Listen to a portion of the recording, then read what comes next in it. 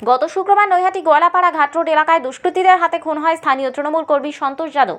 সেই খুনের ঘটনায় অভিযোগের আঙুল ওঠে অর্জুন সিং এর বিরুদ্ধে।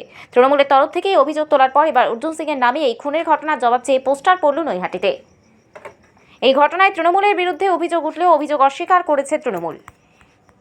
আপনার নাম নৈহাটিতে পড়তেই পারে, তৃণমূল কাছে তো আর কোনো কাজ নেই, পোস্টার দিয়েছে, আমার প্রচার করছে, আমি থ্যাঙ্কস জানাচ্ছি, ওকে প্রচার করছে। কিন্তু ও যে গুন্ডামি করেছে, ও পার্থভূমি, ওরও পোস্টার পড়বে, আপনি দেখবেন, ঘাবড়াবার কিছু নেই। পিস্তল নিয়ে গুলি চালাচ্ছে, এই সনদ পিস্তল নিয়ে রাস্তায় ঘুরে বেড়াচ্ছে, সনদের সঙ্গে দিনরাত ঘুরে বেড়ায়, সেই ছেলেটা পিস্তল দিয়ে গুলি চালাচ্ছে, সবটাই বেরোবে, ঘাবড়াবার কিছু নেই।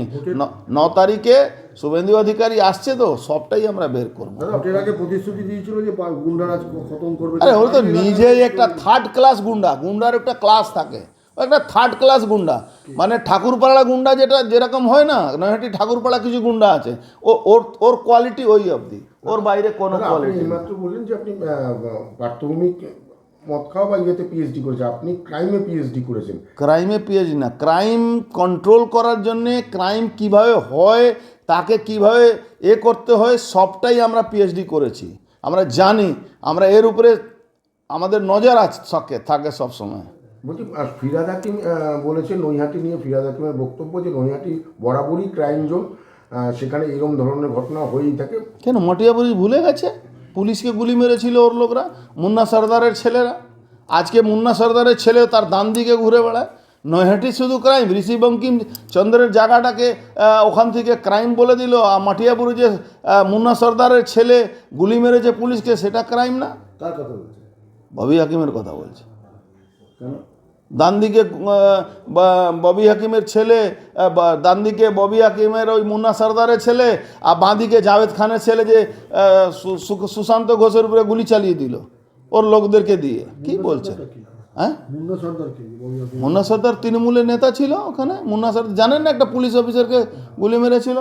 আমরা মনে করি না যে পোস্টারের সঙ্গে রাজনৈতিক কোনো যোগ আছে কিনা। আমি যে ইতিহাসটাও দেখেছি, হয়তো সন্তোষ যাদবের বন্ধুবান্ধব থাকতে পারে, তার পরিবার থাকতে পারে, গরিব সাধারণ মানুষ থাকতে পারে, কিন্তু অর্জুন সিং যেবারে নিজে যে প্রকৃতির মানুষ, সেই ধারণাটা তার থাকতে পারে।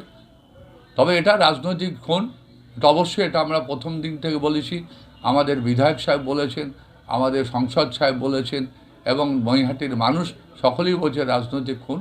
কেন রাজেশ সাউ, যে ধাওড়া রাজেশ, সে অবশ্যই অর্জুন সিংয়ের যে কজন খুনি হারমাত নৈহাটিতে আছে, ধাওড়া রাজেশ তার মধ্যে একজন।